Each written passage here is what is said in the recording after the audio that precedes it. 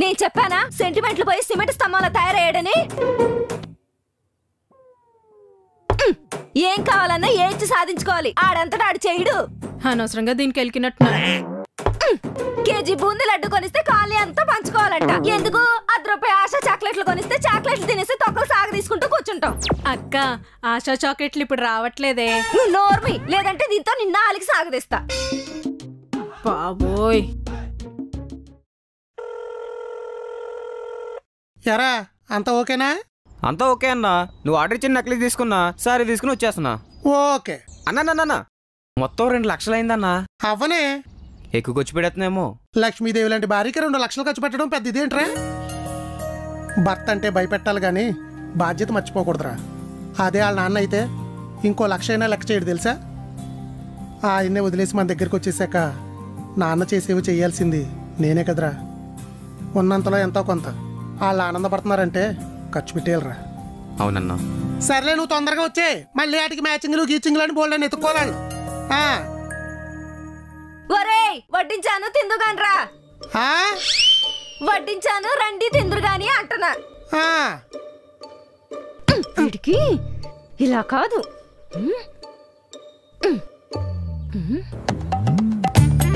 Leg piece చాలా ఇష్టం వాడికి. కనపండి కూడా తినే.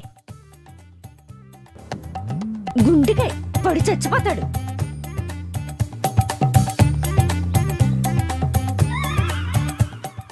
ఏమండి వస్తున్నానుండే తినడానికి కూడా కంగారే నీకు. చికెన్ స్మెల్ చితక్ కొట్టేస్తుంది.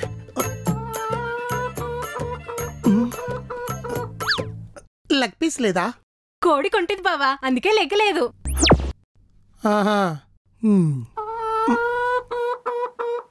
మరి హార్ట్ దాని పెళ్ళడానికి ఇచ్చేసి ఉంటది. ఏంటి బ్రెయిన్ కోసం వెతుకుతున్నారా? పెళ్ళైన కోడికి బ్రెయిన్ ఎక్కడ ఉంటదిలే, మెడ ముక్కలేసి తినేద్దామని.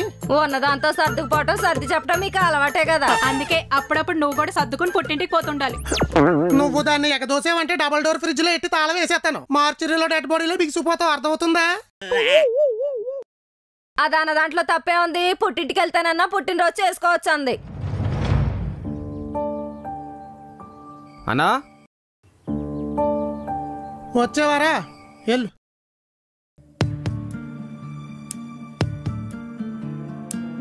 అన్నకిచ్చేయండి.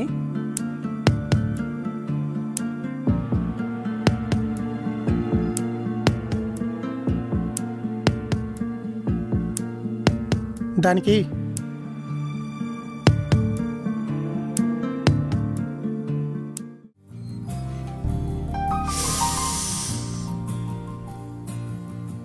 ప్రతి సంవత్సరం పుట్టినరోజు చేసుకోవడానికి నువ్వేమన్నా పసిపిల్లవా అన్నారు? మనకే పిల్లలుంటే ప్రతి సంవత్సరం చేస్తాం కదా. పుట్టినరోజు పుట్టింటికే వెళ్ళి చేసుకోక్కర్లేదు.